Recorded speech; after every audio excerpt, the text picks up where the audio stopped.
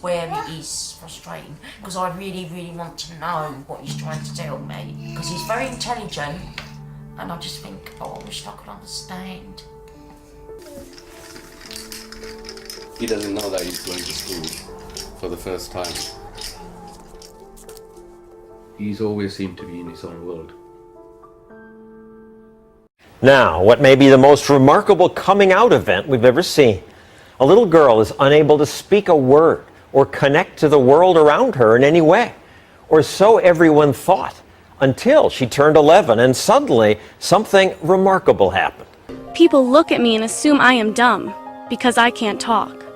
How is it that these powerful words came out of this flailing body? Something extraordinary happened to this 14-year-old who was written off as mentally deficient. She would strip off her clothes. She would go into the bathroom and she would engage in fecal smearing. Part of her delays prevented her from walking, from sitting up. When you look in Carly's eyes, you can see an innate intelligence. So we never gave up. We never gave up. But if there was intelligence, Carly's ceaseless rocking, flailing arms, and tantrums hid any trace of it. Worse, she couldn't speak. Not a word. Despite thousands of hours of therapy over months and years, Carly's progress was excruciatingly slow. That is until one day 3 years ago when Carly was 11. She ran to a computer for the first time, and what happened next was a breakthrough so profound it would finally pierce Carly's silent, secret world. And she was quite distressed, and she starts to spell H-U-R, and it was like T, hurt. And then a little bit later on, she spells H-E-L, and we kind of pushed her to finish, and she puts P, so she spells help. Afterwards, she sort of got up, went behind the couch, and she threw up. At first, we didn't believe it. Knowing this child for 10 years and never seeing her write a thing, of course you're going to be skeptical. She started to realize that by communicating, she had power over her environment.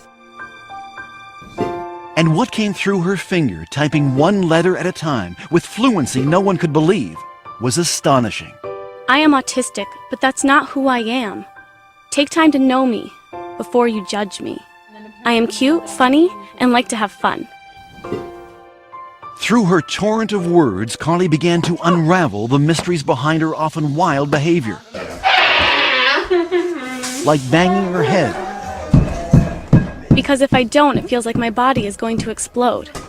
It's just like when you shake a can of Coke.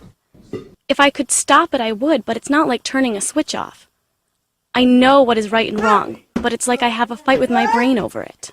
Why do autistic kids cover their ears, flap their hands, hum, and rock? It's a way for us to drown out all sensory input that overloads us all at once. We create output to block out input. Our brains are wired differently.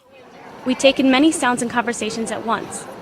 I take over 1,000 pictures of a person's face when I look at them. That's why we have a hard time looking at people. I brought up my teenage son. He wants to play football. Now she's smiling. It's going to be something funny. Are you embarrassed?